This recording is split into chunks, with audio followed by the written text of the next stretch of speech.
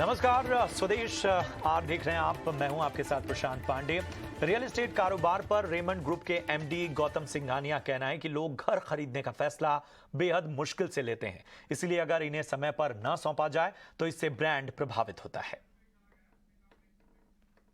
एक Raymond brand में trust है, and the only way you can build the trust in the real estate brand. आज मैंने जैसे आपको अर्लियर कहा कि फैब्रिक में भी इमोशन बहुत है। It makes you look good, makes you feel good. आज आपको मैं एक सिंपल एग्जांपल देता हूँ। फैब्रिक में अगर आप जो भी शर्ट पहने हो या जैकेट पहने हो, अगर आप खाली उसमें से लेबल निकाल दें, एक लेबल आता है पीछे आता है जैकेट में, आप अगले बार वो जैकेट पहन नहीं पाओगे। आप एक बार ये एक्सपेरिमेंट ट्राई करिए। वो ह्यूगो बॉस का भी हम बनाते हैं, मार्क्स एंड स्पेंसर का भी हम बनाते हैं। वही सेम सूट पे मैं दूसरा लेबल लगा करके तीसरे प्राइस में बेच देता हूँ। नाउ रियल एस्टेट में भी it is all about emotion, because we have to understand कि आज जब आदमी घर खरीदता है, it is a very very big decision for him, and all his savings, not only his savings but the loan from the bank, he overstretches and he wants to buy a house. अभी 50 साल पहले क्या होता था, हम लोग कहते थे कि जब हम 70 साल के हो जाएंगे हमें घर खरीदेंगे सेविंग्स के साथ। आज आपको फाइनेंस अवेलेबल है, and if you commit something, the most important thing is if you commit something and don't deliver, there will be a huge backlash. And हमने क्या किया, हमने जो रेरा का कमिटमेंट था, हमने 18 महीने, सो 10 दिसंबर 2022 मैंने 900 apartment 2 years ahead of RERA deliver कर दिया। जो हमारा पहला एक्सपीरियंस था, सेंटर था, एक बड़ी हमारी पुरानी मिल थी, उसका मैंने बनाया, 32 करोड़ रुपया खर्चा किया। एक कंपेटिटिव बिल्डर आया, बोला हमको देखना है सर, आइए देखिए। हम बोले कि जिसको आना है आके देखिए। तो बोला as a builder we can not invest 32 crores। I said I am not a builder, I am a brand builder. Good one, very good one. And that 32 crores put my brand where it is today. 500 crores of advertising would not do that, because the experience I delivered, I showed the apartments, and today our experience center is world class.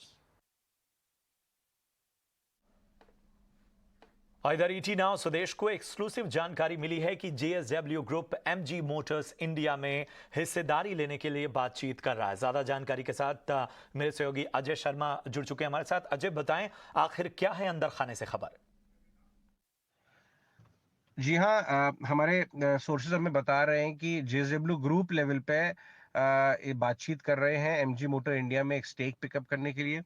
हमारे sources हमें ये कह रहे हैं कि करीब 25%, just under 25% stake लेने में इंटरेस्टेड है। एमजी मोटर इंडिया का जो इस समय वैल्यूएशन है वो करीब $3 बिलियन के आसपास किया जा रहा है। इनफैक्ट जेएसडब्ल्यू ग्रुप सिर्फ एमजी मोटर इंडिया ही नहीं, BYD इंडिया से भी बात कर रहे हैं किसी तरह के बिजनेस अरेंजमेंट की, लेकिन कंपैरेटिवली एमजी मोटर इंडिया से मच मोर एडवांस स्टेजेस में बातचीत चल रही है स्टेक की। और अगर आप देखिए तो इस ट्रांजैक्शन से वो ईवी टेक्नोलॉजी को एक्सेस करना चाहते हैं, समझना चाहते हैं, क्योंकि उन्होंने पहले भी पब्लिक प्लेटफॉर्म से ये बात अनाउंस की हुई है कि ईवी में बहुत स्केल अप करना चाहता है जेएसडब्ल्यू ग्रुप, बहुत कीन है वो, और इस वाले ट्रांजैक्शन से उनको ईवी के अंदर एक फुटहोल्ड मिलेगा। और हम देख रहे हैं कि एमजी मोटर इंडिया की जो ईवी व्हीकल्स और मॉडल्स हैं वो काफी अच्छा रिस्पांस मिल रहा है, उनके पास काफी एडवांस टेक्नोलॉजी अवेलेबल है, वो भी काफी एक्सपेंशन कर रहे हैं। तो ये जो पैसा रेज करेंगे वो उस एक्सपेंशन में यूज करेंगे। और हमने एमजी मोटर इंडिया के एमडी को भी मैसेजेस डाले, उनको रिस्पांस नहीं मिला हमें, लेकिन जेएसडब्ल्यू ग्रुप ने डिक्लाइन टू कमेंट रिस्पांस दिया है इस हमारी खबर पे। और हमारे सोर्सेज हमें ये बता रहे हैं कि 1 से 2 महीने के अंदर ये ट्रांजैक्शन होना चाहिए। बहुत बहुत शुक्रिया करेंगे अजय आपका इस अहम जानकारी के लिए। इधर मैराथन ट्रेंड्स के लिए अतुल सूरी के मुताबिक घरेलू बाजार से आगे बेहतर रिटर्न की उम्मीद की जा सकती है। निवेशकों को इलेक्ट्रिक इक्विपमेंट, इंजीनियरिंग, एफएमसीजी और डिफेंस शेयरों पर नजर रखनी चाहिए। अक्टूबर में ग्लोबल मार्केट्स ने 52 वीक लो कर दिए थे, तो सब ने बोल दिया था मतलब ख़त्म हो गया है ये इशू वो इशू। अक्टूबर और अब तक अभी भी जो नरेटिव है, जो बातचीत है, वो अभी भी नेगेटिव है।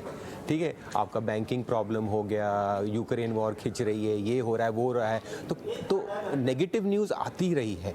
बट द ब्यूटी इज़ कि ये सब मार्केट जो है धीरे धीरे ऊपर आते रहे हैं। अगर आप देखें तो एक जो हम कहते हैं थोड़ा टर्म में कि 3 हायर बॉटम्स, हायर टॉप्स जो है, ये एक बहुत क्लासिक डाउ थ्योरी है एक बाज़ार को देखने का, कि जो मार्केट बढ़ता है उसकी दूसरी सीढ़ी उससे ऊपर होती है और तीसरी सीढ़ी ऊपर होती है, तो इसे लगता है ऊपर चढ़ रहे हो। अगर अगली सीढ़ी नीचे है और दूसरी सीढ़ी नीचे है तो आपको लग रहा है कि आप नीचे उतर रहे हो। तो बाज़ार भी जो है वो एक सीढ़ी ऊपर करके 3 सीढ़ियाँ चढ़ गया है। और अगर आप S&P 500 देखिए, क्योंकि ये मैं सोचता हूँ बहुत अहम मार्केट है ग्लोबल मार्केट्स एनालाइज करने के लिए, यहाँ पे जो 4200 का लेवल है, अब हम 4150 के करीब है, ये बहुत ज़रूरी है। ये मार्केट्स एक्चुअली 1 ईयर हाई पे निकल जाएंगी बियॉन्ड दिस पॉइंट। और उसके बाद मुझे लगता है कि ये जो मंदी का माहौल है, डर है, ये थोड़ा निकल जाएगा और फिर जो बोलते हैं बुल्स वापस एक कंट्रोल में आ जाएंगे। तो मुझे लग रहा है कि ग्लोबली जो है मार्केट्स एक अच्छा बेसिंग बना रहे हैं। लेकिन ये तो यूएस की बात रही, यूरोप भी एक हिस्सा है। अगर आप यूरोपियन मार्केट्स देखें तो ये तो 52 वीक हाई तक पुश कर रही हैं। जैसे पिछले 1-2 हफ्ते पहले जो जर्मनी था, सबसे अहम मार्केट है यूरोप का, उसने 52 वीक हाई क्रिएट किया था। तो नरेटिव, भाषा, डर अलग है, बट जो डर के बीच में भी या नेगेटिव न्यूज़ के बीच में भी अगर मार्केट ऊपर चलती रहती है, ये एक बेसिंग फॉर्मेशन का मुझे एक संदेश लगता है। बिल्कुल, हमने इंडियन मार्केट में एक अंडर परफॉर्मेंस देखी है इधर, अब धीरे लैच ऑन करने की कोशिश कर रहा है। वो जो 16,850 के आसपास का लो बन के रिबाउंड किए 1000 point, Indian market setup versus global आपको कैसा नजर आता है? देखिए, जब global markets actually 52 week low कर रही थी, इंडियन मार्केट्स न्यू हाई कर थे। हमने नवंबर दिसंबर में new high, life time high कर दिया था। तो एक बहुत ही एक आउट परफॉर्मेंस हो रहा था उस समय। सच में ट्रेंड वैसा था और हमें एक फीलिंग थी कि भाई हम लीडरशिप करेंगे।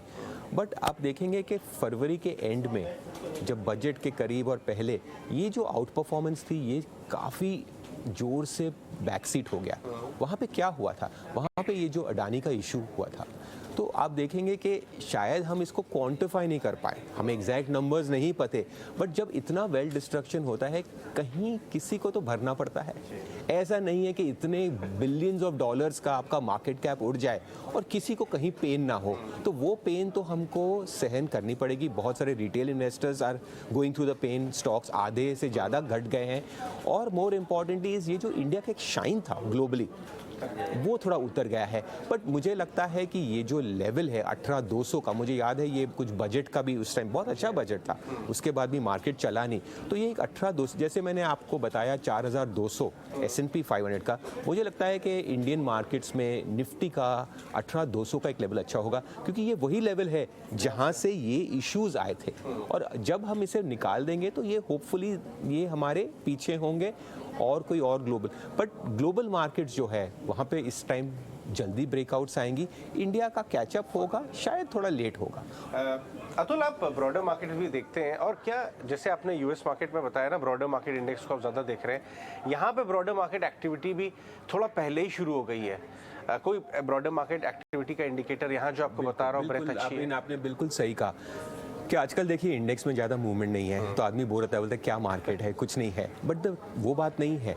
अगर आप इंटरनल्स देखिए तो आप एक बहुत सिंपल मेजर है, कोई भी कर सकता है, 52 week high versus 52 week low. जब मार्केट बेयर फेज में होता है तो 52 वीक लो का बहुत लिस्ट लंबा होता है, और जब बुल फेज होता है तो वो लिस्ट लंबा होता है। तो फिलहाल भाई आप कह सकते हो ना हम बुल फेज में हैं ना बेयर फेज में हैं, हम एक कंसोलिडेशन कर रहे हैं। बट इसमें भी अब आप देखिए कि फॉर हर 10 स्टॉक जो 52 वीक हाई क्रिएट कर रहे हैं, 1 या 2 स्टॉक शायद 52 वीक लो। और ये हिंदुस्तान में नहीं है, ये इवन यूएस में है कि जो इंटरनल्स होते हैं मार्केट के, उससे आप 52 वीक हाई लो एक बहुत सिंपल वे है। आप भी देख सकते हो स्क्रीन पे, आपको कोई सॉफ्टवेयर नहीं चाहिए। बट जब ज़्यादा स्टॉक 52 वीक हाई कर रहे हो, एक दिखा रहा है कि इंटरनली जो मार्केट है वो एक बुलिश फेज में आ रहा है। वो यूएस में भी हो रहा है, वो इंडिया में भी हो रहा है। और इंडसइंड बैंक के Q4 नतीजे जारी हो गए हैं। नतीजे कैसे रहे बता रहे हैं हर्ष। जी हाँ, तो जो नेट इंटरेस्ट इनकम का नंबर है वो एक सॉलिड 17% से बढ़ा है ईयर ऑन ईयर बेसिस पे, लार्जली हमारे अनुमान के मुताबिक ही आया है। नेट इंटरेस्ट इनकम ये पर्टिकुलर क्वार्टर में 4,670 करोड़ पे आया है, जो कि मोस्ट एनालिस्ट का एक्सपेक्टेशंस था कि अराउंड 4,750 करोड़ के आसपास आएगा। तो स्लाइटली लोअर एनआईआई का नंबर ऑल्सो लीड कर रहा है ऑपरेटिंग प्रॉफिट को slightly lower than expected. Operating profit 3757 crore पे आया है, जो कि 3850 करोड़ पे एक्सपेक्टेड था रफली। जब हम प्रोविजंस के नंबर को देखें वो भी लोअर आया है, जिसके वजह से पैट पे उतना बड़ा इम्पैक्ट बिल्कुल भी नहीं हुआ है।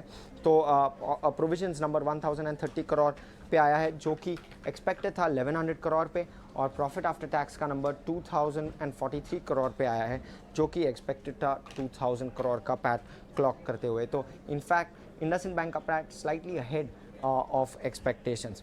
जब हम एनपीए रेशियोज और एसेट क्वालिटी को देखें तो इम्प्रूवमेंट दिख रहा है। GNPA 0.08% से इम्प्रूव हुआ है सिक्वेंशली, क्वार्टर ऑन क्वार्टर 1.98% पे वो GNPA का नंबर। NNPA 0.03% से इम्प्रूव हुआ है, तो 0.59% पे वो NNPA का नंबर आया है। एडवांसेस और डिपॉजिट्स दोनों side of the balance sheet अच्छा ग्रो करते हुए ये पर्टिकुलर क्वार्टर में डिपॉजिट ग्रोथ में भी अच्छा ट्रैक्शन दिख रहा है इंडसइंड बैंक में। 15% ग्रोथ डिपॉजिट्स में, 3% सिक्वेंशियल ग्रोथ डिपॉजिट्स में, और advances growth 21% year on year basis पे और 7% सिक्वेंशियल। ये नंबर्स ऑलरेडी डिस्क्लोज थे, तो मार्केट ने ऑलरेडी इसको फैक्टर इन कर दिया है। पर लार्जली इनलाइन सेट जो ऑपरेशनल नंबर्स आए हैं, इनलाइन सेट आए हैं। स्लाइटली लोअर एनआईआई पे ऑफकोर्स देखना पड़ेगा कि कोई स्ट्रेस आगे जाके दिख रहा है या नहीं। और कल आने वाले हैं दिग्गज FMCG कंपनी नेस्ले के नतीजे, अनुमान बता रही हैं विन्नी मोतीवाला। तो नेस्ले के जो Q1 कैलेंडर ईयर 23 के नंबर्स है, जो है जैन टू मार्च क्वार्टर के नंबर्स, वहाँ पे हम लोग एक्सपेक्ट कर रहे हैं कि कंपनी देखेगी डबल डिजिट ग्रोथ, 11% की रेवेन्यू ग्रोथ एक्सपेक्टेड है वहाँ पे, पर प्रॉफिट्स में थोड़ी डिक्लाइन एक्सपेक्टेड है। प्रॉफिट डिक्लाइन होने वाला है 1% से, ये हमारी एक्सपेक्टेशन है, और प्रॉफिट आएगा 588 क्रॉस। मार्जिन में भी थोड़ी प्रेशर तो रहेगी, क्योंकि भूले मत मिल्क प्राइसेस बढ़ ही रहे थे ये क्वार्टर में, तो मिल्क प्राइसेस की वजह से जो उनका डेयरी बिजनेस है, मिल्क बिजनेस है, कन्फेक्शनरी बिजनेस है, वहाँ पे थोड़ी इम्पैक्ट हो सकती है मार्जिन्स पे, और इसीलिए मार्जिन एक्सपेक्टेड है कि ये टाइम थोड़े कॉन्ट्रैक्ट हो जाएंगे। मार्जिन एक्सपेक्टेड है एबिटा मार्जिन 22.6% वर्सेस 23.3%। अभी दूसरे फैक्टर्स की बात करें तो ओवरऑल रेवेन्यू ग्रोथ को क्या सपोर्ट करेगा, एक तो वॉल्यूम ग्रोथ जो एक्सपेक्टेड है, ये इन्फर्ड नंबर है, वो है 3 to 4% एक्सपेक्टेशन है एनालिस्ट की वॉल्यूम ग्रोथ में। उसके अलावा अच्छी मोमेंटम, डिमांड मोमेंटम एक्सपेक्ट है कि कंटिन्यू रहेगी नेस्ले के लिए ग्रोथ में, ओवरऑल वो सपोर्ट करेगी। और उनका जो मेन जो बिजनेस है नूडल्स और बिस्किट कैटेगरी की बात करें, वहाँ पे रेजिलिएंट डिमांड एक्सपेक्टेड है कि वहाँ पे ग्रोथ अच्छी ही रहेगी कंपेयर टू अदर कैटेगरीज। उसके अलावा बात करते हैं तो जैसा मैंने बताया, मिल्क प्राइसेस की वजह से जो बढ़ते हैं उसकी वजह से मार्जिन्स पे इम्पैक्ट रहेगा, पर may be quarter on quarter basis पे थोड़ी इंप्रूवमेंट हम लोग देख सकते हैं मार्जिन्स में। इंपॉर्टेंट फैक्टर्स जो वॉच आउट करेंगे तो वन तो मैनेजमेंट की कमेंट्री क्या आ रही है रॉ मटेरियल कॉस्ट पे, और दूसरा रूरल और आउट ऑफ होम कंजम्पशन कैसा है, न्यू प्रोडक्ट पाइपलाइन क्या है, और डिमांड ट्रेंड्स क्या है कंपनी की पैकेज फूड में। ये इंपॉर्टेंट फैक्टर्स है वॉच आउट करने के लिए। और इधर कल टाटा कंज्यूमर के नतीजे आएंगे, कैसे रहेंगे टाटा कंज्यूमर्स के नतीजे, बता रही हैं विनी। तो टाटा कंज्यूमर्स के जो Q4 FY23 नंबर्स है, वहाँ पे हम लोग एक्सपेक्ट करें कि अराउंड 10-11% की रेवेन्यू ग्रोथ होगी। मेनली ये रेवेन्यू ग्रोथ जो है वो क्या सपोर्ट करेगी ग्रोथ को, इंडिया फूड बिजनेस है वहाँ पे हम लोग अच्छी ग्रोथ एक्सपेक्ट कर रहे हैं, 20+% की ग्रोथ एक्सपेक्टेड है। और ये मेनली इंडिया फूड बिजनेस की ग्रोथ है, प्राइसिंग लेड ग्रोथ है, क्योंकि सॉल्ट बिजनेस में प्राइस हाइक्स हुई थी, तो उसकी वजह से सपोर्ट कर रही है ओवरऑल इंडिया फूड बिजनेस की ग्रोथ डबल डिजिट में, स्ट्रॉन्ग डबल डिजिट, और उसको इन टर्न सपोर्ट कर रही है total revenue growth for Tata consumers. उसके अलावा प्रॉफिट की बात करें, 17.6% की अपटिक एक्सपेक्ट कर रहे हैं प्रॉफिट के लिए ईयर ऑन ईयर बेसिस पे, और मार्जिन्स, इबिटा मार्जिन्स में स्लाइट कॉन्ट्रैक्शन एक्सपेक्ट कर रहे हैं, जो थोड़ी इन्फ्लेशनरी ट्रेंड्स अभी भी चल रही है उसकी वजह से 30 बेसिस पॉइंट कॉन्ट्रैक्शन एक्सपेक्टेड है इबिटा मार्जिन में, और इबिटा मार्जिन एक्सपेक्टेड है 13.6% वर्सेज 13.9% लास्ट ईयर। उसके अलावा हम लोग एक्सपेक्ट करें कि स्ट्रॉन्ग ग्रोथ और स्ट्रॉन्ग मोमेंटम रहेगी, परफॉर्मेंस रहेगी नरिश्को बिजनेस में, ग्रेजुअल रिकवरी एक्सपेक्टेड है इंडिया की टी बिजनेस में। टी बिजनेस भूलिए मत, टाटा कंज्यूमर्स के लिए थोड़ा प्रेशर में था लास्ट कपल ऑफ क्वार्टर्स में, तो यहाँ पे हम लोग ग्रोथ एक्सपेक्ट कर रहे हैं, लगभग 1-2% की ग्रोथ आएगी इंडिया टी बिजनेस में। तो ये एक इंपॉर्टेंट फैक्टर है भी वॉच आउट करने के लिए। और इंटरनेशनल बेवरेजेस में म्यूटेड ग्रोथ एक्सपेक्टेड है, क्योंकि इंटरनेशनल बिजनेसेस में वहाँ पे अभी भी थोड़ी इन्फ्लेशनरी ट्रेंड चल रही है, उसकी वजह से इंटरनेशनल बिजनेस में थोड़ी इंपैक्ट है। तो वॉच आउट क्या करेंगे हम लोग टॉप लाइन ग्रोथ में, मेनली फूड बिजनेस की टॉप लाइन ग्रोथ क्या है, ओवरऑल बिजनेस के मार्जिन्स कैसे आ रहे हैं, और market share trend specially T business में वो क्या है, और ओवरऑल कमेंट्री अगर कुछ रॉ मटेरियल कॉस्ट पे आए और रूरल ट्रेंड्स पे आए, वो इंपॉर्टेंट है फैक्टर वॉच आउट करने के लिए। अगली खबर की ओर बढ़ते हैं। HDFC लाइफ में करीब 5% की तेजी देखने को मिल रही है। क्या है इसके पीछे की वजह, बता रहे हैं शरद दुबे। जी बिल्कुल, फोकस में रहने वाला HDFC लाइफ इंश्योरेंस, और यहाँ पे जो one of the top gainers Nifty के इंडेक्स में है। और याद रखिए, एक इम्पॉर्टेंट स्टॉक की ओवरहैंग जो है वो कंप्लीट हो गई है। RBI ने अलाउ कर दिया HDFC बैंक को 50% या उससे ज़्यादा स्टेक रखने का HDFC लाइफ में। अब याद रखिए, अगर RBI ये अलाउ नहीं करता तब जो है ओवरऑल HDFC बैंक को अपनी स्टेक घटानी पड़ती लगभग 30% का। इसका मतलब एक सप्लाई ओवरहैंग रहता लगभग 18.35% स्टेक का HDFC लाइफ में। अब आगे जाते हुए क्या होगा, आगे जाते हुए जो है एक पॉसिबिलिटी है कि जो एंटिटी है ये ऑलमोस्ट 1.35% स्टेक बढ़ा सकती है मर्जर के पहले। और अगर ओवरऑल देखा जाए अभी शेयर होल्डिंग पैटर्न में, तो HDFC का लगभग 48.65% स्टेक है, लेकिन बड़े दिग्गज इन्वेस्टर्स भी हैं जैसे कि एबरडीन और एक्साइड लाइफ, जहाँ पे उनका लगभग 2 से लेकर 4% स्टेक होल्डिंग कंपनी में है। लेकिन आगे जाते हुए ट्रिगर्स क्या रहेंगे HDFC लाइफ के, उसको फोकस करते हैं। तो यहाँ पे देखेंगे कि HDFC बैंक जो है मेजॉरिटी शेयर होल्डर बन जाएगा HDFC लाइफ का। इसके अलावा जो है एनालिस्ट एक्सपेक्ट करें कि अलाइनमेंट होगी दोनों कंपनीज़ की, और आगे जाते हुए सिनर्जीज इस पे जो है डेवलप करने देखने मिल सकती है। और याद रखिए, जो काउंटर शेयर होता है HDFC लाइफ का वो भी एक्सपेक्टेड इंक्रीज़ करेगा, क्योंकि HDFC बैंक की ग्रोथ रेट के साथ ये मैच करेगा। और ओवरऑल याद रखिए, HDFC बैंक जो है लगभग 50% HDFC लाइफ का APE यानी कि एनुअलाइज्ड प्रीमियम इक्विवेलेंट कंट्रीब्यूट करता है। और इम्पॉर्टेंटली जो कॉस्ट ऑफ डिस्ट्रीब्यूशन होता है HDFC बैंक का, वो आगे जाते हुए कम हो सकती है। और जब ये कम होगा तो HDFC लाइफ के खुद के मार्जिन्स में जो है उसमें भी ओवरऑल एक इम्प्रूवमेंट देखने मिलेगा। चलिए अगली खबर की ओर बढ़ते हैं। कमोडिटी मार्केट में आज किस तरह का एक्शन रहा, बता रहे हैं विश्व मोहन। देखिए, गोल्ड और सिल्वर की अगर बात करें तो शुरुआती कमज़ोरी के बाद अब धीरे धीरे रिकवरी लौट रही है। MCX पर अब 60,000 के बेहद करीब सोने का भाव आ चुका है। चांदी में भी 74,700 रुपये के आसपास कारोबार हो रहा है। वहाँ पर भी अगर दिन के निचले लेवल से देखेंगे तो अच्छी रिकवरी दिख रही है। कॉमेक्स पर सोना $2,000 के करीब पहुँच चुका है, $25 के ऊपर कॉमेक्स पर चांदी है। अब लेकिन पूरी तरह से बुलियन मार्केट की नज़र है मई की जो बैठक है US फेड की, वहाँ पर किस तरह के फैसले आएंगे। लेकिन मार्केट का जो कंसेंसस यही बन के निकल कर आ रहा है कि फेड इसमें 0.25% ब्याज दरें बढ़ा सकता है। लेकिन कच्चा तेल अगर आप देखें तो यहाँ पर अभी भी दबाव है। आज के सत्र में भी यहाँ पे कमज़ोरी दिख रही है। पिछले हफ्ते हमने देखा था कि 5% तक की गिरावट दिखी थी, वो गिरावट कंटिन्यू होती दिख रही है। ब्रेंट क्रूड का भाव $81 के आसपास है। वहाँ ग्लोबल ग्रोथ को लेकर चिंता से, साथ ही US के हाल के जो नंबर्स आए थे, इकोनॉमिक नंबर्स, उससे चिंता है। लग रहा है कि मांग यहाँ पर कम हो सकती है। लेकिन चाइना एक ऐसा फैक्टर है जो क्रूड कीमतों को सपोर्ट कर सकता है, क्योंकि चाइना में इंपोर्ट के जो नए आंकड़े आए हैं, चाहे वो सऊदी अरब से हो, रूस से हो, रोजाना दोनों ही देशों से 20-20 लाख बैरल इंपोर्ट हो चुका है। तो एक अच्छा वहाँ पे ग्रोथ दिख रहा है, ग्रीन शूट दिख रहा है कच्चे तेल को लेकर, और लग रहा है कि वहाँ से डिमांड की रिकवरी आएगी। लेकिन ओवरऑल ग्लोबल डिमांड को लेकर कच्चे तेल के लिए चिंता बरकरार है। और इधर डिस्कॉम डिफॉल्ट होने पर जनरेशन कंपनियां एक्सचेंजों पर बिजली बेच सकती हैं। जेनकोस को वीकली बेसिस पर प्रोविजनल बिलिंग की मंजूरी मिलने की उम्मीद है। एक्सक्लूसिव डिटेल दे रहे हैं प्रकाश प्रियदर्शी।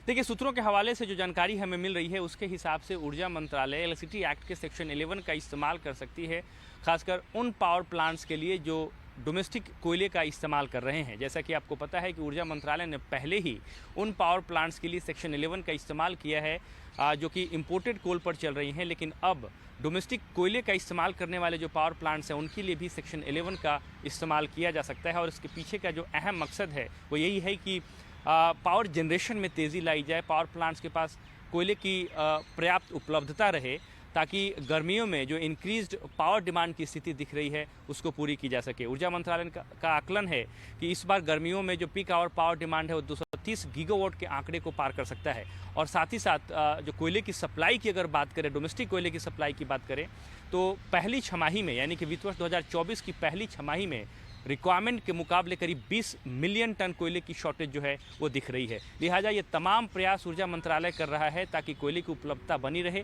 और पावर जनरेशन में तेज़ी आए। सेक्शन 11 के इस्तेमाल के जरिए कुछ अहम इंस्ट्रक्शंस जो है पावर प्लांट्स को और डिस्कॉम्स को दिए जा सकते हैं।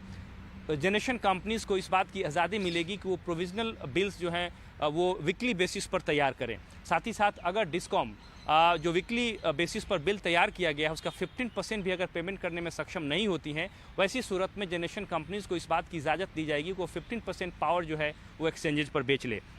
साथ ही साथ उन्हें आवश्यक रूप से कम 6% कोयला जो है इंपोर्ट करना होगा ब्लेंडिंग पर्पस के लिए। साथ ही साथ स्टेट और डिस्कॉम्स जो हैं, क्योंकि इंपोर्टेड कोयले के इस्तेमाल बढ़ने की वजह से इसका फाइनेंशियल इम्पैक्ट भी आएगा, लिहाजा एक सेपरेट मेथडोलॉजी तैयार की जाएगी ताकि टैरिफ पर इसका कितना इम्पैक्ट हो सकता है, इसको कैसे पास ऑन किया जाएगा, इसकी रूपरेखा तैयार की जाएगी। जो कॉम्पनसेशन की रकम क्या होनी चाहिए, इसका जो कैलकुलेशन है वो स्टेट और डिस्कॉम ही करेंगे और बाकी जो शर्तें हैं वो PPA के हिसाब से ही होंगी। मकसद ये है कि पावर जनरेशन में तेज़ी लाई जाए, कोयले की उपलब्धता बना कर रखी जाए ताकि जो पीक आवर डिमांड है गर्मियों में उसको पूरी की जा सके। और चलिए अब बात कर लेते हैं विपक्षी एकता की कवायद की। 2024 चुनाव से पहले बिहार के सीएम नीतीश कुमार विपक्ष को साधने के मिशन में जुटे हैं। केंद्र की सत्तारूढ़ बीजेपी को चुनौती देने के लिए वो लगातार विपक्ष के नेताओं से मुलाकातें कर रहे हैं और इसी कड़ी में नीतीश ने कोलकाता जाकर बंगाल की मुख्यमंत्री ममता बनर्जी से मुलाकात की। इस मीटिंग में बिहार के डिप्टी सीएम तेजस्वी यादव भी मौजूद थे। ममता बनर्जी से मुलाकात के बाद नीतीश लखनऊ जाएंगे, जहां वो यूपी के पूर्व सीएम और सपा सुप्रीमो अखिलेश यादव से भी मुलाकात कर सकेंगे। वहीं कोलकाता में मुलाकात खत्म होने के बाद ममता बनर्जी ने प्रेस कॉन्फ्रेंस की। ममता ने कहा, विपक्ष को एक साथ रणनीति बनाने की आवश्यकता है। लेकिन पहले एक साथ में एक मैसेज कर देना है कि हम लोग सब एक साथ में है। हम तो पहले से आप लोगों को कह चुका कि हमारा इसमें कोई ऐतराज नहीं है। हम चाहते हैं बीजेपी जीरो बन जाए, बहुत बड़ा हीरो बन गया, कोई कुछ नहीं करके मीडिया का सपोर्ट में और नैरेटिव बना के, खाली झूठा बात कह के, फेक वीडियो बना के और फेक बात करके और गुंडा गद्दारी करके, ऐसा नहीं चल सकता है। और वहीं ममता से नीतीश कुमार की मुलाकात पर विपक्षी नेताओं के भी रिएक्शन आ रहे हैं। शिवसेना उद्धव ठाकरे गुट के नेता संजय राउत ने कहा कि ये पूरी तरह से जो है वो शरद पवार ने क्या बोला वो उस मंतव्य को नहीं समझते हैं। वहीं विपक्षी एकता की कोशिशों के बीच शरद पवार ने जो बयान दिया है वो नीतीश और महाराष्ट्र की मां विकास अघाड़ी को एक झटका देने वाला है। एनसीपी चीफ शरद पवार ने अमरावती में प्रेस कॉन्फ्रेंस में कहा कि 2024 तक अघाड़ी रहेगी या नहीं कहा नहीं जा सकता। शरद पवार से महाराष्ट्र में 7 चुनाव लड़ने को लेकर सवाल पूछा गया था।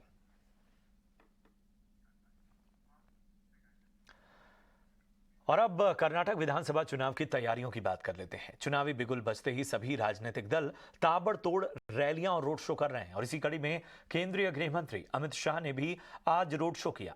चामराजनगर में हुए अमित शाह के रोड शो में पार्टी और कार्यकर्ताओं के साथ समर्थकों का हुजूम नजर आया। रोड शो के दौरान जगह जगह फूल बरसाकर केंद्रीय गृह मंत्री अमित शाह का स्वागत किया गया। 3 दिन के कर्नाटक दौरे पर पहुंचे शाह उत्तरी कर्नाटक के हुबली में पार्टी नेताओं के साथ चुनाव कार्य समिति की बैठक करेंगे। और कोरोना के मामले में खासी गिरावट नजर आई है। स्वास्थ्य मंत्रालय की ओर से जारी आंकड़े ये बताते हैं कि पिछले 24 घंटे में देश में 7,178 नए केस सामने आए हैं।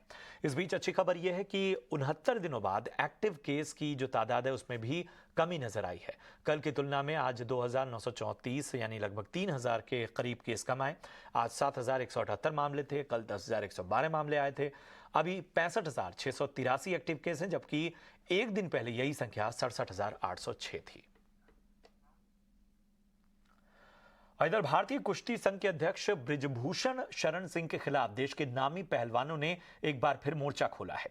दिल्ली के जंतर मंतर पर धरने पर बैठी महिला पहलवान विनेश फोगाट और 7 अन्य पहलवानों ने भारतीय कुश्ती संघ के अध्यक्ष ब्रिजभूषण के खिलाफ एफआईआर दर्ज करने की मांग करते हुए सुप्रीम कोर्ट का रुख किया है। साथ ही यह भी कहा गया है कि 21 अप्रैल को दिल्ली के कनॉट प्लेस थाने में शिकायत देने के बावजूद मामले में एफआईआर अब तक दर्ज नहीं की गई। धरना प्रदर्शन के बीच भारतीय कुश्ती संघ के चुनाव पर रोक लगा दी गई है। कुश्ती संघ के चुनाव पर रोक लगाने का फैसला खेल मंत्रालय ने लिया है। और महान क्रिकेटर सचिन तेंदुलकर आज अपना 50वां जन्मदिन मना रहे हैं। महज 16 साल की उम्र में इंटरनेशनल क्रिकेट में डेब्यू करने वाले सचिन ने अपने करियर में कई रिकॉर्ड्स बनाए। मुंबई में सचिन के घर के बाहर उनके फैंस भी आज पहुंचे और उनके चाहने वालों ने आज अलग अलग जगह अपने अंदाज में उनका जन्मदिन मनाया।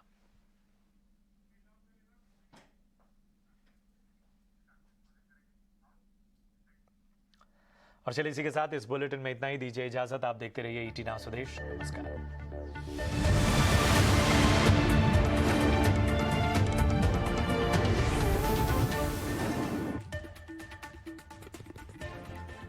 नमस्कार, ईटी नाउ स्वदेश पे कल की तैयारी में आपका स्वागत है। मैं हूं मनीष मेनुगिरी और अगले आधे घंटे में हम ये बात करेंगे कि भारतीय बाजारों में आज क्या हुआ और कल के लिए आपको क्या तैयारी करनी चाहिए, उससे कौन से ट्रिगर्स होंगे जिस पे आपको नजर रखनी चाहिए, क्योंकि नतीजों का सीजन है तो कहीं ना कहीं ये ट्रिगर्स काफ़ी ज़्यादा अहम होते हैं। इसके अलावा दर्शकों के सवालों के जवाब देंगे। कई सारे ऐसे शेयर्स होंगे आपके पोर्टफोलियो में जिसके बारे में आप जानना चाहते हैं, समझना चाहते हैं, कौन शेयरों पर क्या करें, तो इस पर खास तौर पर हम चर्चा करें, आपको बताने की कोशिश करेंगे। इनफैक्ट हमारे जानकार जो है वो बताएंगे इन शेयरों पे आप क्या करें। बैंकिंग शेयरों के दम पे आज हमने देखा था कि भारतीय बाजारों में एक जोरदार उछाल देखने को मिला। इसके अलावा शो में हम बताएंगे बाजार में कमाई का वीआईपी सेगमेंट, यानी कि कुछ ऐसे स्टॉक्स जो इस बाजार में निवेश के लिहाज से बेहतर आपको निवेश करने चाहिए, जो हमारे जानकार बताएंगे। इस शो में आप सवाल पूछ सकते हैं। सवाल पूछने का तरीका बेहद आसान है। नंबर स्क्रीन पर फ्लैश हो रहा है, व्हाट्सएप आपको करना है, अपना नाम लिखना, अपने शेयर का नाम लिखना, कितनी क्वांटिटी में आपके पास शेयर है, कब तक आप होल्ड करना चाहते हैं, कहां से आपने ये सवाल भेजा है, ये तमाम जानकारी आप इसमें लिख सकते हैं। इसके अलावा आप सोशल मीडिया प्लेटफॉर्म पर भी जा सकते हैं। ईटी नाउ स्वदेश को फॉलो कीजिए ट्विटर और फेसबुक पे। वहां आपको केकेटी यानी कल की तैयारी लिखना है, स्पेस देना और अपना सवाल फिर से भेज देना है। अपना नाम, शहर का नाम, कितनी क्वांटिटी में शेयर है, कौन से शेयर आपके पोर्टफोलियो में। हमारे जानकार आपकी मदद करेंगे, आपके शेयरों पे आपके जो सवालों को लेकर उलझन है उसको दूर करने की कोशिश करेंगे। और आज के जो 2 जानकार हमारे साथ जुड़ेंगे शो में, इनफैक्ट जुड़ भी चुके हैं। किरण जानी होंगे जयनाम ब्रोकिंग से और विवेक कारवा होंगे वृद्धि इन्वेस्टमेंट से। इन दोनों से समझेंगे कि कौन से शेयर हैं और कौन से स्टॉक्स हैं जिस पे आपको नज़र रखनी चाहिए। लेकिन आज भारतीय बाजारों में हमने देखा कि जोरदार तेजी देखने को मिली। खासतौर पर हफ्ते की शुरुआत कह सकते हैं बेहद शानदार देखने को मिला। निफ्टी जो है दिन के ऊपरी स्तर के आसपास ही बंद होने में कामयाब हुआ। 120 अंकों से ज़्यादा की मजबूती, करीब 120 अंकों की तेजी देखने को मिली। और देखिए खासतौर पर सेकंड हाफ में बाजार में एक अच्छी मजबूती देखने को मिली और लगातार एक मजबूती का रुझान देखने को मिला। पिछले हफ्ते भी जब मैं लगातार चर्चा कर रहा था पिछले थर्सडे को, तो मैंने आपको बताया था कि निफ्टी में एक खास ट्रेंड ये देखने को मिल रहा है कि भले ही निफ्टी इंट्राडे में 17,600 के नीचे जा रहा हो, लेकिन वापस से ये 17,600 के ऊपर बंद हो रहा है। और आज यही संकेत वापस से देखने को मिला कि निफ्टी ने 17,612 के आसपास का लो बनाया, यानी 17,600 का लो बनाया और वहीं से एक मजबूत बेस मिला और निफ्टी जो है एक अच्छी मजबूती के साथ आगे बढ़ता हुआ गया। निफ्टी को ये सहारा, ये ट्रिगर जो है बैंक निफ्टी से मिला, क्योंकि बैंकिंग शो में देखे आज के ट्रेड में एक अच्छी मजबूती देखने को मिली। 500 अंकों का उछाल देखने को बैंक निफ्टी को, और बैंक निफ्टी भी दिन के ऊपरी स्तर के आसपास बंद होता हुआ कामयाब हुआ। कुछ स्टॉक्स की बात करें, निफ्टी गिरने स्टॉक्स की, तो आज एचडीएफसी लाइफ जैसे स्टॉक्स काफी शानदार परफॉर्म कर रहे थे। अच्छी खबरों के दम पे 6% की मजबूती देखने को मिली। इसके अलावा Tata consumer, Wipro, axis bank जैसे स्टॉक्स थे जहां मजबूती देखने को मिली। अगर निफ्टी लूजर स्टॉक्स की बात की जाए तो ब्रिटानिया, बजाज फाइनेंस जैसे स्टॉक्स थे जो आज के बाजार में थोड़ी कमजोरी बना रहे थे। महिंद्रा, आयशर मोटर जैसे स्टॉक्स थे जहां थोड़ा दबाव देखने को मिला।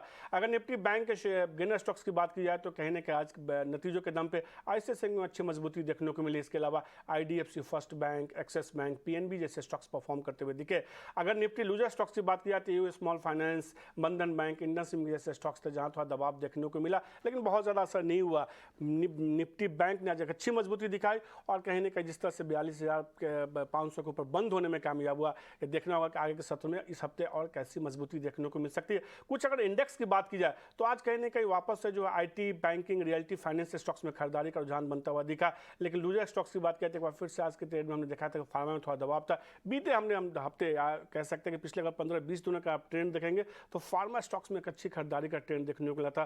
तो इंडेक्स गेनर स्टॉक्स है, अगर इंडेक्स लूजर की बात की जाए तो फार्मा, ऑटो जैसे इंडेक्स थे जहां थोड़ा दबाव देखने को मिला। आपने देखा भी कि निफ्टी 50 में कुछ स्टॉक्स जो जिसमें दबाव थे ऑटो में, उसमें आयशर मोटर जैसे स्टॉक्स थे। तो ये दो ऐसे सेक्टर थे जहां दबाव देखने को मिला। लेकिन आज के बाजार में देखिए कुछ ऐसे स्टॉक्स जो आज के हीरो साबित होते हुए दिखे और लगातार मैं पिछले 10 दिनों से आपको ये बता रहा हूं कि स्मॉल कैप और मिड कैप शेयरों पर नजर बना के चलिए, वहां एक शानदार खरीदारी देखने को मिली। भले आज इंडेक्स परफॉर्म किया लेकिन पिछले 10 दिनों में इंडेक्स भले एक रेंज में रहा, लेकिन कई सारे ऐसे स्टॉक्स थे जो अब अच्छी मजबूती दिखा रहे थे। उसमें आप देखिए आज के हीरो में Rail Vikas Nigam, Indiabulls real estate, Mirza international मैंने पिछले हफ्ते बात की थी, उसके बाद से देखिए लगातार शेयर में अपर सर्किट लगता हुआ दिख रहा है। पावर मेक जैसे स्टॉक्स थे जहां मजबूती देखने को मिली। इसके बाद थिरुमलाई कैपिटल जैसे स्टॉक्स थे जो मजबूती दिखा रहे थे। आज कुछ ऐसे स्टॉक्स देखिए जो 52 के हाई पे वापस से बंद होने में कामयाब हुए। और ऐसे स्टॉक्स की मैं बार बार इसलिए बात करता हूं कि ये वैसे स्टॉक्स हैं जिसको अगर पिछले अब 10 दिनों का ट्रेंड देखेंगे तो इन स्टॉक्स में खरीदारी का ट्रेंड लगातार बना हुआ है। रेल विकास निगम, JBM ऑटो, NCC, सैंड जैसे स्टॉक्स हैं जो लगातार थोड़ी थोड़ी मजबूती दिखा रहे हैं और ऊपर की तरफ बढ़ते जा रहे हैं। तो ये तमाम आज के जो है मार्केट का जो है आज का रैपअप हुआ, कैसा मार्केट देखने को मिला ये मैंने आपको बताया। लेकिन अब बात अपने जानकारों से बात करने की है। किरण जानी और विवेक काबाजू के। विवेक, लास्ट टाइम जब आपसे बात हुई थी तो आपने कहा था कि मुझे तो थोड़ी तेजी दिख रही है और आपने कहा था 17,500 के नीचे तो जाता हुआ नहीं दिख रहा है। उस समय हमारी जो बात हुई थी 17,600 का आसपास लगातार बाजार बेस बनाने की कोशिश कर रहा था और यही सवाल मैंने आपसे पूछा था कि 17,600 के नीचे तो इंट्राडे में जाता है लेकिन वापस उसके ऊपर टिक जाता है। आज तो कमाल हो गया, 17,700 के ऊपर जो है डिसाइसिव गया और उसके ऊपर टिकने में कामयाब रहा। देखिए, एक पॉजिटिव ये मानता हूँ कि क्रूड ऑयल जो लग रहा था कि एकदम आग लगेगी वो नहीं हुआ। और इनफैक्ट कई इन्वेस्टर से मेरा डिस्कशन चल रहा था ओवर द वीकेंड, जो बोल रहे थे कि क्रूड नीचे नहीं आएगा। तो बोला भाई अब जो भी है आप आर्टिफिशियली ज्यादा नहीं होल्ड कर सकते उसको और उसमें एक स्टेबिलिटी दिखने को मिलेगी। तो मुझे लगता है कि अभी भी ये एक से मॉडरेट टू बुलिश ही ओपिनियन रहेगा मेरा। मैं बहुत ज्यादा बुलिश नहीं हूँ, लेकिन जैसे पिछले हफ्ते अपनी बात हुई थी उसके बाद में जैसे धीरे धीरे स्टेप बाय स्टेप मार्केट चढ़ा है, हो सकता है कि उसी रेंज में ये आगे बढ़े।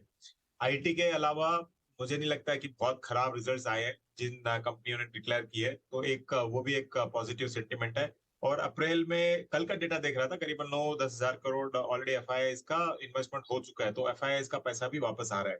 तो जैसे जैसे स्टेबिलिटी यहाँ से दिखती है, और एक और सबसे बड़ी बात मैंने ये कही थी कि इंटरेस्ट रेट में एक स्टेबिलिटी देखने को मिल रही है वहां पे भी। तो अब अगर फेड और RBI यहाँ पे उसको एक पॉज देते हैं तो मेरे हिसाब से ये एक स्टेप बाय स्टेप, मतलब 2 स्टेप आगे 1 स्टेप बैकवर्ड, वैसा ही ट्रेंड चलेगा। लेकिन हाँ, एक पॉजिटिव बायस रहेगा। विवेक मानते हुए कि हाँ यहाँ से थोड़ी तेजी और देखने को मिल सकती है। वैसे ऊपर की तरफ 17,800 और नीचे की तरफ 17,600 के लेवल पे आप लगातार नजर बना कर देखिए, ये एक ऐसा रेंज है जहाँ पे हो सकता है कि बाजार मेक और ब्रेक करता हुआ दिखे। किरण जी, क्या राय होगी आपकी तरफ से?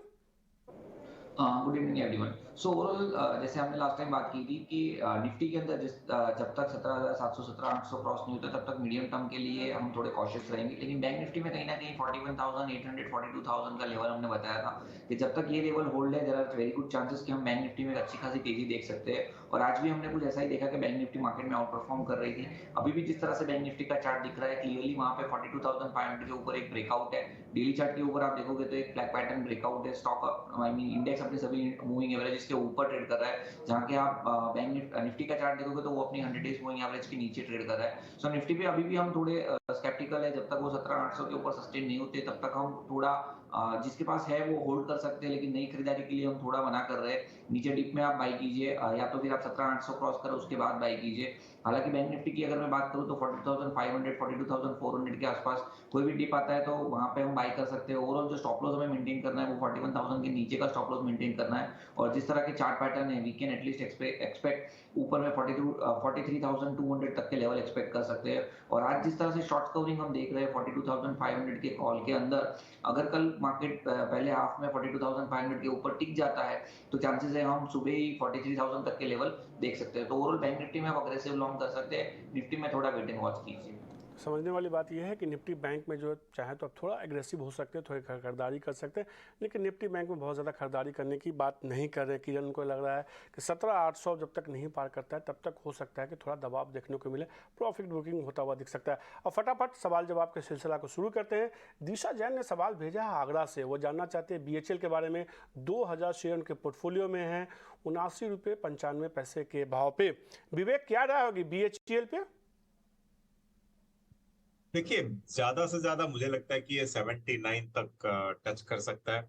और कंपनी देखिए जो ये जिस स्पेस में है, पर्टिकुलरली इसका एक बैगेज है कि ये सरकारी कंपनी है।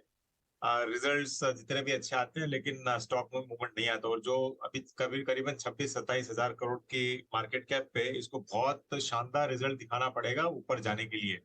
तो मैं तो यही सलाह दूंगा कि जैसे जैसे आपको रैली मिलती है अपसाइड में, आपको प्रॉफिट बुक करना चाहिए।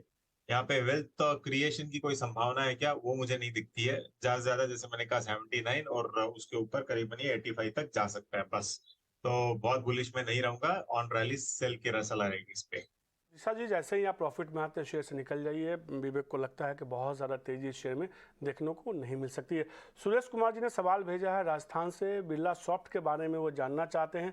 150 शेयर उनके पोर्टफोलियो में है, 264 रुपये 22 पैसे के भाव पे। उनका नज़रिया थोड़ा छोटा है, वो केवल 4 महीने के लिए जानना चाहते हैं। किरण जी, क्या राय होगी बिरला सॉफ्ट पे? वैसे भी शेयर को देखिए, पिछले अगर 1 साल का ट्रेंड देखिए, लगातार गिरता जा रहा है share. So overall IT stock के अंदर जिस तरह से हमने करेक्शन देखा था, बिरला सॉफ्ट भी उसी सेक्टर से बिलोंग कर रहा है। करंटली हमने देखा है कि ट्रिपल बॉटम कहीं ना कहीं हम बिरला सॉफ्ट के ऊपर देख रहे हैं। आगे हमने देखा था कि 260 का बॉटम था, उसके बाद हमने देखा 248 का बॉटम, वापस 250 का बॉटम। सो मल्टीपल बॉटम 250 के आसपास बने हुए हैं। मोमेंटम इंडिकेटर पे भी आप देखोगे तो कहीं ना कहीं वहां पे हम एक बुलिश डाइवर्जेंस देख रहे हैं। और आज स्टॉक में जिस तरह से 21 डेज की मूविंग एवरेज के ऊपर क्लोज दिया है विद हैवी वॉल्यूम, तो मेरे हिसाब से उनको होल्ड रखना चाहिए। जो एक स्टॉप लॉस उनको मेंटेन करना है वो 250 का स्टॉप लॉस मेंटेन करना है। 250 के स्टॉप लॉस के साथ आप बने रहिए। और इनिशियल लेवल पे हम 290 तक के टारगेट देख रहे हैं। और जैसे ही 290 लेवल क्रॉस होता है, जो उसकी 100 डेज मूविंग एवरेज भी है, तो उसके बाद 300 प्लस टारगेट इसमें आसानी से आ सकते हैं। तो मेरे हिसाब से 250 का स्टॉप लॉस 290 के टारगेट के लिए डेफिनेटली होल्ड रख सकते हैं। बिरला सॉफ्ट पे संजय कुमार जी ने भेजा है रांची से सवाल। टाइटन के बारे में जानना चाहते हैं, एक ऐसा शेयर जिसने लगातार अच्छा रिटर्न दिया निवेशकों को लंबी अवधि में। 10 शेयर उनके पोर्टफोलियो में है, 2500 रुपये के भाव पे है, 3 महीने के नज़रिए से जानना चाहते हैं। विवेक जी, क्या राय होगी? शेयर होल्ड करने की राय होगी या आपकी राय ये होगी कि नज़रिया थोड़ा और लंबा कर ले तो अच्छा रिटर्न देखने को मिल सकता है शेयर में? देखिए मनीष जी, ये कोई शक ही नहीं होना चाहिए किसी के दिमाग में कि टाइटन लॉन्गर टर्म में आपको सबसे बेहतरीन रिजल्ट दे सकता है। तो 3 महीना टाइटन के लिए बहुत हो सकता है कि शॉर्ट टर्म हो, लेकिन मुझे लगता है कि ये 3 महीने में 2800 तक जा सकता है, ये पॉसिबिलिटी है। और कंपनी में जहां तक अभी एक ओवर वैल्यूएशन चल रहा था, लेकिन अब रिजल्ट्स ठीक आने लगे। जो पिछले क्वार्टर का रिजल्ट देख रहा हूँ मैं, वो अच्छा था। और मैनेजमेंट क्वालिटी तो सबको मालूम ही है कि एकदम शानदार है।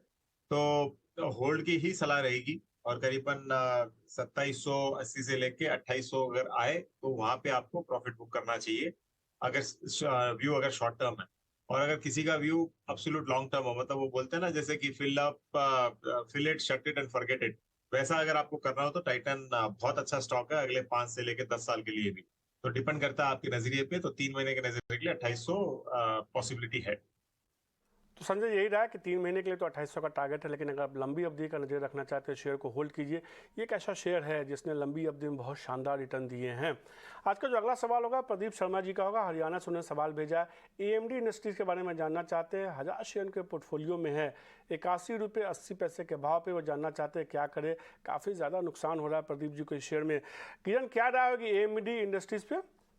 AMD इंडस्ट्रीज की अगर हम बात करें तो कंटिन्यूसली स्टॉक ने जब 104 का हाई बनाया उसके बाद कंटिन्यूसली एक फॉलिंग चैनल के अंदर ट्रेड कर रहा है। रिसेंटली हमने देखा डबल बॉटम पैटर्न 44 के लेवल के आसपास बना, उसके बाद स्टॉक अपने 20, 50 एंड 100 डेज मूविंग एवरेज के ऊपर ट्रेड कर रहा है। मोमेंटम इंडिकेटर भी कहीं ना कहीं बुलिश टेरिटरी के अंदर ट्रेड कर रहा है। सो ओवरऑल स्ट्रक्चर ठीक ठाक है मेरे हिसाब से। 52 का एक स्टॉप लॉस होल्ड रख के वो स्टॉक में बने रह सकते हैं, लेकिन ऊपर में कहीं ना कहीं 70 के आसपास का रेजिस्टेंस है। सो 70 के आसपास जैसे आता है एक बार वापस आप स्टॉक को रिविजिट कर लीजिए चार्ट को और अपने स्टॉप लॉसेस ऊपर ले आइए। और अभी एज ऑफ नाउ एक स्ट्रिक्ट स्टॉप लॉस 52 का यूज कीजिए। अगर 52 तोड़ता है तो मेरे हिसाब से एक बार निकल जाना चाहिए, क्योंकि इस बार अगर 52 तोड़ेगा तो चांसेस है वो अपना प्रीवियस जो 44 का बॉटम है वो भी तोड़ देगा। तो 52 के स्ट्रिक्ट स्टॉप लॉस से 70 के टारगेट के लिए आप रुक सकते हो। तो 52 ये राय आती है AMD इंडस्ट्रीज पे आपके लिए। आज का जो अगला शेयर है उन्होंने खरीदारी करने की सलाह पूछी है। राजेश मेहता जी ने अहमदाबाद से सवाल पूछा है, डिक्सन टेक के बारे में जानना चाहते हैं। 13 शेयर उनके पोर्टफोलियो में है, 5400 रुपये के भाव पे है, लंबी अवधि के नज़रिए से जानना चाहते हैं क्या करें शेयर में। विवेक, क्या राय होगी डिक्सन टेक पे? देखिए मनीष जी, मुझे तो इस भाव में भी कॉस्टली लगता है शेयर, और मैं तो ये सलाह दूंगा कि जब जब ये शेयर रिकवरी का मतलब कोई भी रिकवरी की कोशिश करे उस वक्त आपको प्रॉफिट बुक करना चाहिए। और मुझे नहीं लग रहा है कि बहुत बड़ा इसमें रिकवरी की कोई संभावना है। ये ज्यादा से ज्यादा हो सकता है कि 3200 तक आपको दिखा दे। लॉन्गर टर्म अभी भी यहाँ से भी मुझे डाउन साइड ही दिख रहा है, और फंडामेंटल अगर मतलब खाली डेट कम है कंपनी में वो एक पॉजिटिव है, लेकिन ओवरऑल मुझे नहीं लगता कि ये परफॉर्म करने वाला है। तो धीरे धीरे निकलने की ही सोचिएगा, और जिन्होंने ऊपर की मतलब ऊपर के भाव में लिया है कुछ नहीं हो सकता उसका। आपको और कोई शेयर लेके ही आपको प्रॉफिट वापस रियलाइज करना पड़ेगा। तो ये राय तो राजेश जी आपके लिए कि डिस्टेंस टैक्स से निकल जाइए। विवेक को लगता है कि शेयर में और गिरावट देखने को मिल सकती है। अभी थोड़ी देर में विवेक जी कुछ VIP स्टॉक्स भी बताएंगे, उसमें से आप चाहें तो किसी शेयर में आप स्विच कर सकते हैं। उनको लगता है कि ये गिरावट बहुत ज़्यादा शेयर में तेज़ी देखने की गुंजाइश नहीं उनको लगती है। वैसे भी हम देख रहे हैं लगातार IT स्टॉक्स जो अंडर परफॉर्म कर रहे हैं। परमार अश्वनी जी ने सवाल पूछा है अहमदाबाद से, ITC के 6 शेयर उनके पोर्टफोलियो में 350 रुपये के भाव पे। अगर कह सकते हैं कोई शेयर बीते एक साल में जिसने बाजार को आउट परफॉर्म किया है, जो कभी चलता ही नहीं था, वो ऐसा चला कि इसने शानदार रिटर्न दी है। ITC पे क्या राय होगी किरण जी आपकी? सो ओवरऑल ITC का जिस तरह से चार्ट पैटर्न है डेफिनेटली इसमें मेरे हिसाब से होल्ड ही रखना चाहिए।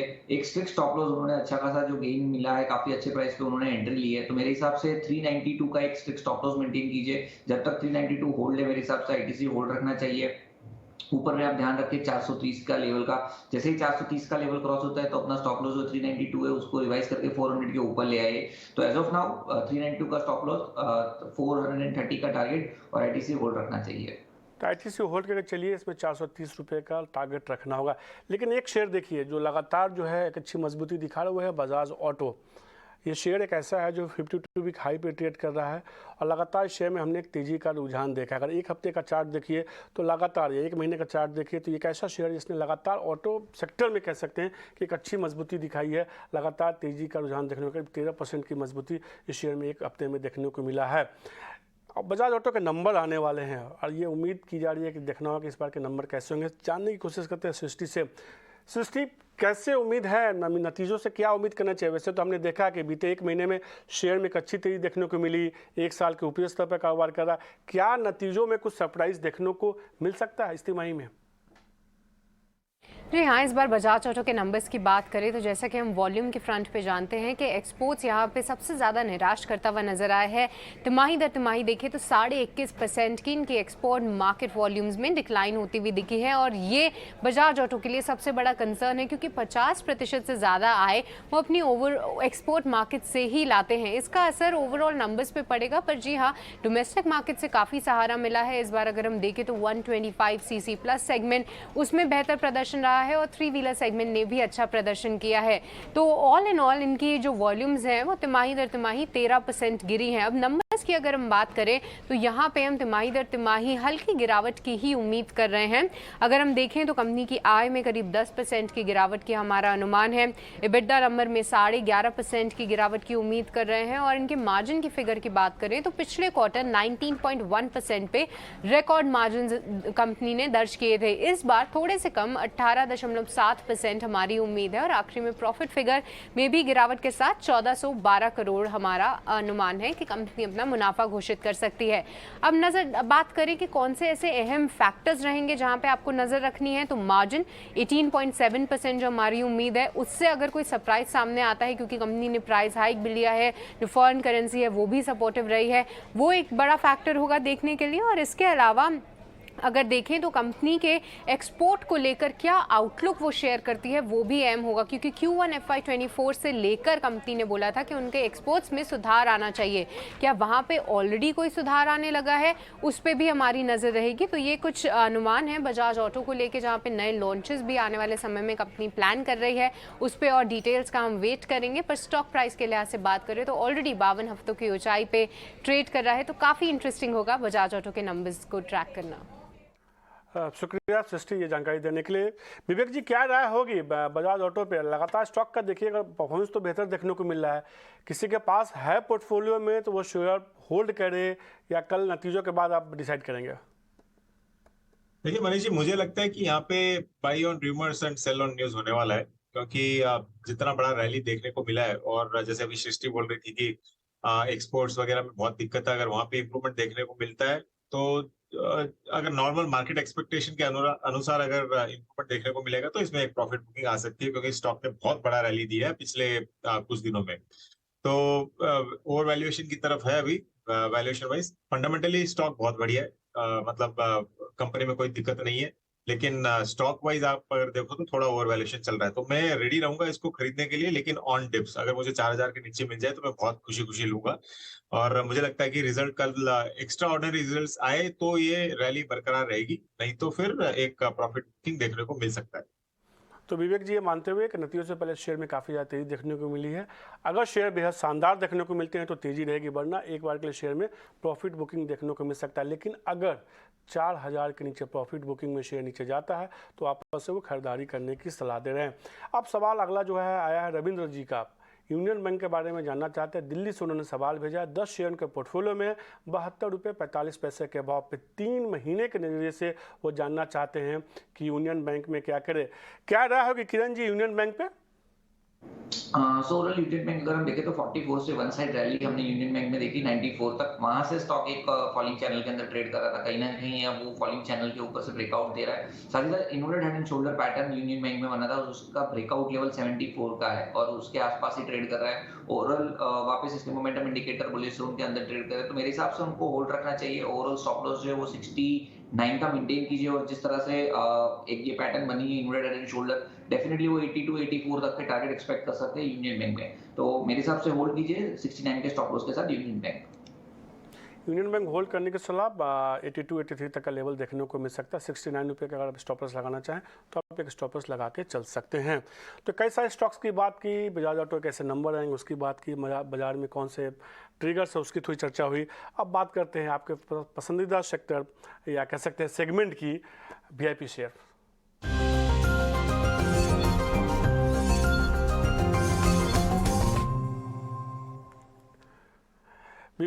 विवेक जी, आपने कई शेयर में हमारे दर्शकों को कहा कि इससे निकल जाइए, थोड़ा नुकसान देखने को मिल सकता है, और भी नुकसान देखने को मिल सकता है। चलिए मान लीजिए वो निकल गए, कुछ को आपने कहा प्रॉफिट भी थोड़ा बुक कर सकते हैं, अगर निकल गए तो कौन से ऐसे शेयर हैं जो आपको लगता है कि उसमें उनको स्विच करना चाहिए, खरीदारी करनी चाहिए, तो लंबी अवधि में एक बेहतर रिटर्न देखने को मिल सकता है? देखिए मनीष जी, पिछले शो में भी मैं यही बोल रहा था कि मुझे बैंकिंग अच्छा लग रहा है, और इनफैक्ट आज अगर आप बैंक स्टॉक्स को देखो तो काफी अच्छा किया है। और मेरा पहला पिक रहेगा ICICI बैंक, जो मुझे याद है कि पिछली बार भी बात किया था और उसके बाद में इसने एक अप ट्रेंड ही दिखाया है। यहाँ से भी शॉर्ट टर्म में मुझे लग रहा है कि करीबन 935 से लेके 940 तक दिखाना चाहिए, जो करीबन 4-5% का रिटर्न मिल सकता है, पॉसिबिलिटी है। और जो रिजल्ट्स देखने को मिले वो अच्छे थे, और मुझे लग रहा है कि ये सेगमेंट यहाँ से और ऊपर ही जाएगा। ओवरऑल बैंकिंग की बात कर रहा हूँ मैं। दूसरा मेरा स्टॉक रहेगा मनीष जी जोमैटो। देखिए जो भी ब्लिंकिट में हुआ था उससे कंपनी सीख रही है, और जो दिक्कतें वहां पे देखने को मिली थी, कंपनी ऑलरेडी कॉशियस होके पहले से ही यहाँ पे एक्शन ले रही है। तो जोमेटो आज के मार्केट में एकदम फ्लैटिश था, लेकिन मुझे लग रहा है कि ये मीडियम टर्म में करीबन 59-60 जा सकता है, और थोड़ा सा लॉन्गर टर्म में 65 तक ये जा सकता है स्टॉक। ऐसे डिस्क्लोजर स्टॉक मेरे पर्सनल पोर्टफोलियो में है, तो ये बहुत जरूरी है आपको। तो ये राय आते हुए जोमेटो और ICICI बैंक दो ऐसे शेयर हैं जो विवेक खरीदारी करने की सलाह दे रहे हैं और उनको लगता है कि इन दोनों शेयर में आपको निवेश करना चाहिए तो एक अच्छा रिटर्न देखने को मिल सकता है। दोनों शेयर में उन्होंने टारगेट और स्टॉप लॉस आपको बताए भी हैं। किरण जानी के पास चलते हैं। किरण जी, कौन से आपके तरफ से स्टॉक्स होंगे VIP स्टॉक्स जहां आपको लगता है कि थोड़ा रिटर्न बेहतर रिटर्न मिल सकता है? सो हमारे दो स्टॉक है, दोनों बाई तरफ है। पहला है blue star company. Blue star की अगर हम बात करें तो ओवरऑल इलेक्ट्रिक गुड्स और AC और कूलर्स के अंदर है। जैसे गर्मियों का मौसम स्टार्ट हुआ है, डेफिनेटली स्टॉक्स में हम अट्रैक्शंस देख सकते हैं। इसकी अगर डेली चार्ट की मैं बात करूं तो करीबन 800 से लेके हमने एक 1600 तक की रैली देखी। वहां से स्टॉक की कंसोलिडेशन जोन में था। अब कहीं ना कहीं 50 डेज मूविंग एवरेज के आसपास कंसोलिडेशन कंप्लीट हुआ और एक राउंडिंग बॉटम पैटर्न इस कंटिन्यू ट्रेंड के अंदर बनाई है। 1515 के आसपास का सेटलमेंट है आज, मेरे हिसाब से लॉन्ग करके जाना चाहिए। 1560 1560 का हमारा टारगेट रहेगा and 1484 as a stop loss हम मेंटेन करेंगे ब्लू स्टार के अंदर। नेक्स्ट जो कॉल है वो है कोचिन शिपयार्ड। यहाँ पे हमने देखा कि PSU कंपनी में काफी अच्छा एक बुल रन आया था। इवन कोचिन शिपयार्ड भी हमने देखा था कि 340 वाला स्टॉक ऊपर में 670 तक गया। वहां से स्टॉक में एक अच्छा खासा गिरावट देखी हमने, कहीं ना कहीं 400 के आसपास बॉटम बनाया। स्टॉक वापस अपने 50 एंड 200 डेज मूविंग एवरेज के ऊपर ट्रेड कर रहा है। एक बड़ा से कंसोलिडेशन पीरियड के बाद ये स्टॉक में आज हमने एक अच्छा खासा अपस्विंग देखा है। 502 के आसपास ये स्टॉक की क्लोजिंग थी। हम लॉन्ग करके जाएंगे। 530 का हमारा टारगेट रहेगा and 484 as a stop loss हम मेंटेन करेंगे कोचिन शिपयार्ड के अंदर। So Cochin shipyard and Blue Star would be the preferred pick. तो कोचिन शिपयार्ड और ब्लू स्टार दो ऐसे शेयर हैं जो खरीदारी करने की सलाह दे रहे हैं कि उनको लगता है कि अच्छी मजबूती देखने को मिल सकता है। ब्लू स्टार में कहीं ना कहीं जिस तरह से गर्मी बढ़ रही है वो एक अहम ट्रिगर के तौर पे ब्लू स्टार में 1560 रुपये का आपको टारगेट लगाना है। किरण जी, विवेक जी, शुक्रिया ईटी नाउ स्वदेश को समय देने के लिए। कई सारे स्टॉक्स पर चर्चा हुई, VIP स्टॉक्स आपने बताया। कल की तैयारी में आज के लिए इतना ही। मुझे दीजिए इजाज़त। नमस्कार।